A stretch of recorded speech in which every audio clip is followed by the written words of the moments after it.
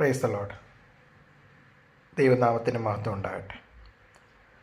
ഇന്നത്തെ ചെറിയ വേദഭാഗം വെളിപാട് പുസ്തകം 22-ാം അധ്യായം 11-ാം വാക്യം.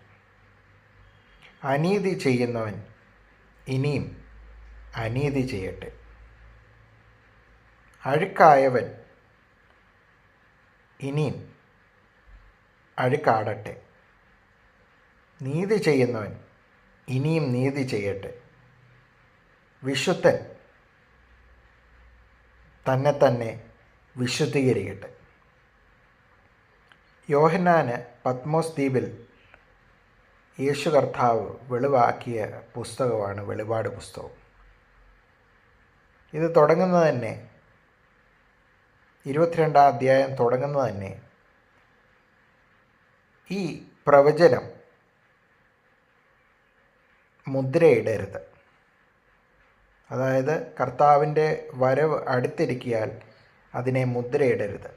അനീതി ചെയ്യുന്നവൻ ഇനിയും അനീതി ചെയ്യട്ടെ, അഴുക്കായിട്ട് നടക്കുന്നവൻ ഇനി അഴുക്കാടട്ടെ, നീതി ചെയ്യുന്നവൻ ഇനിയും നീതി പ്രവർത്തിക്കട്ടെ, വിശുദ്ധൻ തന്നെ വിശുദ്ധീകരിക്കട്ടെ. കർത്താവിൻ്റെ രണ്ടാമത്തെ വരവുമായി ബന്ധപ്പെട്ട വേദഭാഗമാണിത്. നമ്മുടെ ജീവിതത്തിലെ നന്മയും തിന്മയും അതിനുള്ള കൂലി നമുക്ക് തരുവാൻ കർത്താവ് ഇനിയും വരും. അനീതി ചെയ്യുന്നവന് ഇനി അനീതി തുടരട്ടെ എന്ന് കർത്താവ് പറയുന്നു. ഈ ലോക ജീവിതത്തിൽ ക്രൈസ്തവ സഭകളുടെ കാര്യമാണ് ഞാൻ പറയുന്നത്. അതിനുള്ളിൽ തന്നെ പ്രസംഗിക്കുന്നതും പ്രവർത്തിക്കുന്നതും തമ്മിൽ വലിയ അന്തരമുണ്ട്. മനുഷ്യരാണ്, നമ്മൾ പാപികളാണ്. ദൈവസന്നിധിയിൽ നീതിമാൻ ഒരുത്തൻ പോലുമില്ല. അതൊക്കെ ശരിയാണ്. എങ്കിലും ഈ പ്രവചനം മുദ്രയിടരുതെന്ന് കർത്താവ് പറയുമ്പോൾ ഇതൊക്കെ സംഭവിച്ചുകൊണ്ടിരിക്കുകയാണ്. എന്തെല്ലാം അനീതിയാണ് ഈ ലോകത്തിൽ നടക്കുന്നത്. ചിന്തിച്ചാൽ നമുക്ക് ഭയം തോന്നുന്ന വിധത്തിലുള്ള അനീതികൾ ഈ ലോകത്തിൽ നടമാടിക്കൊണ്ടിരിക്കുന്നു. ഇതിനൊരു അറുതി വരണമെങ്കിൽ തമ്പുരാൻ്റെ രണ്ടാം വരവിന് ശേഷമേ ഉണ്ടാകുകയുള്ളൂ. അതുവരെ ഇത് തുടർന്നുകൊണ്ടിരിക്കും.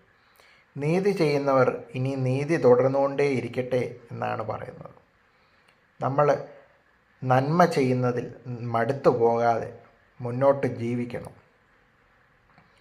ഇതാ ഞാൻ വേഗത്തിൽ വരുന്നു, ഓരോരുത്തന് അവനവൻ്റെ പ്രവൃത്തികൾക്ക് തക്കവണ്ണം പകരം കൊടുക്കുവാൻ എൻ്റെ പക്കലുണ്ട് എന്നാണ് കർത്താവായ യേശു ക്രിസ്തു പറയുന്നത്. നമ്മൾ ന്യായാസനത്തിന് മുമ്പേ നിൽക്കേണ്ടവരാകുന്നു. നമ്മെ വിധിക്കുവാൻ കർത്താവ് രണ്ടാമതായി വരും. അപ്പോൾ ഈ ലോക ജീവിതത്തിൽ നമ്മൾ കാണിച്ചു കൂട്ടിയ എല്ലാ പ്രവൃത്തികളും വെളിവാകുന്ന ഒരു നിമിഷമുണ്ട്.